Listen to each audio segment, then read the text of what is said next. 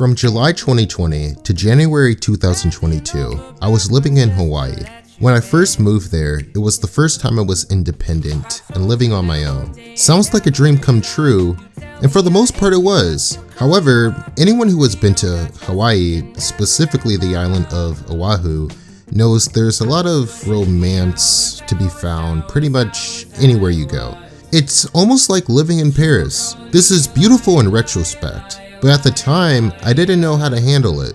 Every time I stepped outside, I would see couples holding hands. At night, I would see light in the shape of hearts on hotel buildings. I didn't know how to deal with the fact that seemingly everyone around me was in a relationship.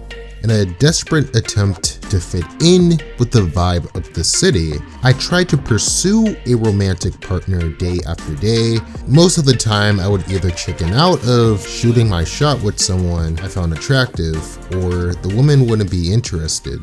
Long story short, it eventually got to a point to where I was afraid to go outside, in fear that at least one of three things would happen. 1, I would feel that lonely feeling or be jealous of other couples. 2, I would miss a quote-unquote opportunity with a pretty girl, then overthink it afterwards.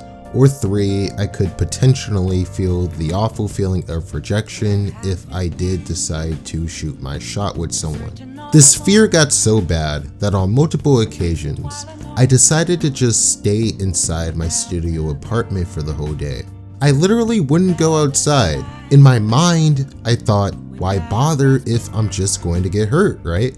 There is actually a name for this. Agoraphobia. The fear of going outside. It kind of reminds me of the SpongeBob episode, I Had an Accident. How does it compare? Well, allow me to explain. Here's how the story goes. SpongeBob breaks his butt due to a disastrous accident on Sand Mountain. After getting his butt repaired, he becomes extra cautious of his surroundings. Witnessing others slap each other on the butt causes him to have PTSD flashbacks. So he decides the best thing for him to do is to just stay inside his house for the rest of his life.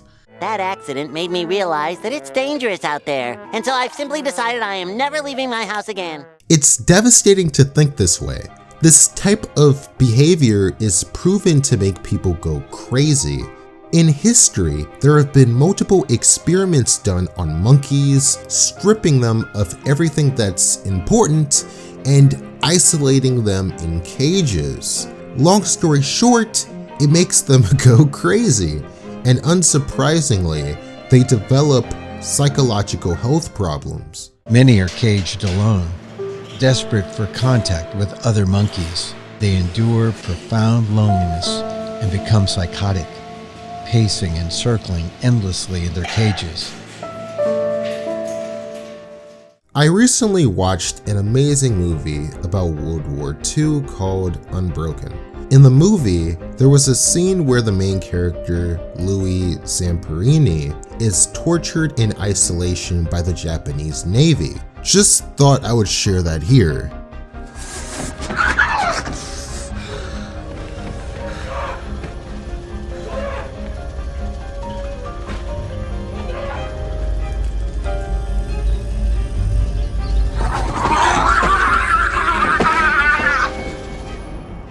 To put it simply, living the rest of your life in your house is definitely going to make you lonesome. Just sitting in your house? Ain't you gonna get lonesome? I won't be lonesome. I've got all the friends I need right here. That's quite delusional thinking, and I'm actually guilty of not only practicing this behavior, but encouraging it on my viewers in the past. Aristotle, a legendary Greek philosopher, once said, "Man is by nature a social animal. An individual who is unsocial naturally and not accidentally is either beneath our notice or more than human. Society is something that precedes the individual." If you're familiar with the story Genesis, there is a quote that says, "It is not good for man to be alone." The fact of the matter is that as social creatures, we do need friends. We do need to be consistently connecting with some kind of family. We shouldn't allow one traumatizing situation, one bad person, one traumatizing event to brainwash our minds with this false idea that that's how people really are, that that's how the world really is. Don't let SpongeBob's smiles deceive you in this episode. He thinks he's doing something smart by staying indoors forever, but he's actually in denial, and it's just going to make things worse for him. This expression on his face is temporary. Let's say, hypothetically, he did this for months on end and really took it seriously. I guarantee you, he would become severely depressed. What SpongeBob is doing here is basically the equivalent of putting himself in jail. I can confirm that this type of behavior can lead to delusions, paranoia, depression, and even PTSD. This is because you slowly but surely lose your mind. But the real kicker is that when it's happening, you don't even realize it. Take it away, Penny! That Penny has the most beautiful voice. My intent with this message is not to shame introverts. I'm very well aware that we all have different personalities and different desires. My point with this video is when we get hurt emotionally or physically, it's very easy to allow fear to control our lives and block the love that is outside. As this episode concludes, SpongeBob attempts to conquer his fear by stepping outside to save his friends. When a piece of paper flies into his face, he has a panic attack, but then realizes it's just his imagination. This sequence here can portray many of our fears. A relatable one is this feeling that after asking someone out, the world's going to explode or something. When in actuality, once you do it, you feel relief. You feel free. You feel like you have nothing to hide anymore, regardless of their reaction. You're proud of yourself for at least trying. You say, that actually wasn't so bad. If I can do that, then I can do anything.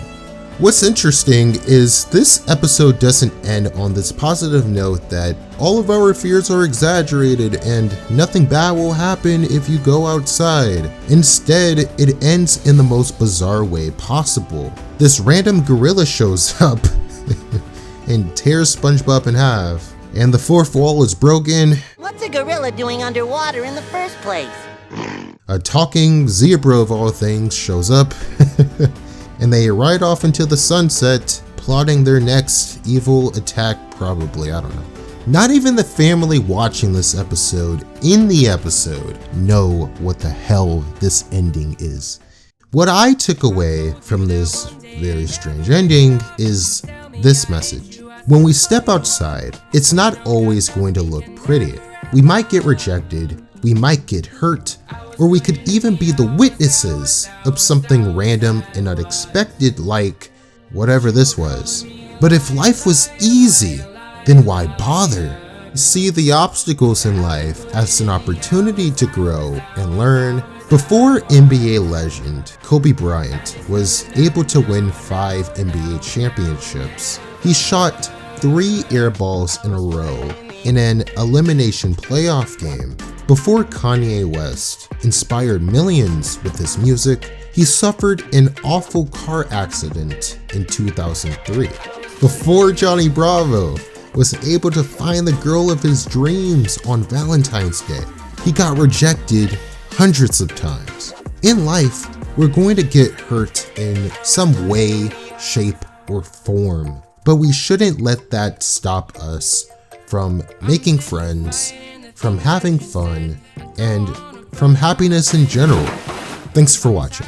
When you left me on red just to turn up the noise in my head, I told you that one day ain't never enough. You tell me I hate you, I still call you up. If we don't got trust, we can never have love. I was putting counting the hours out.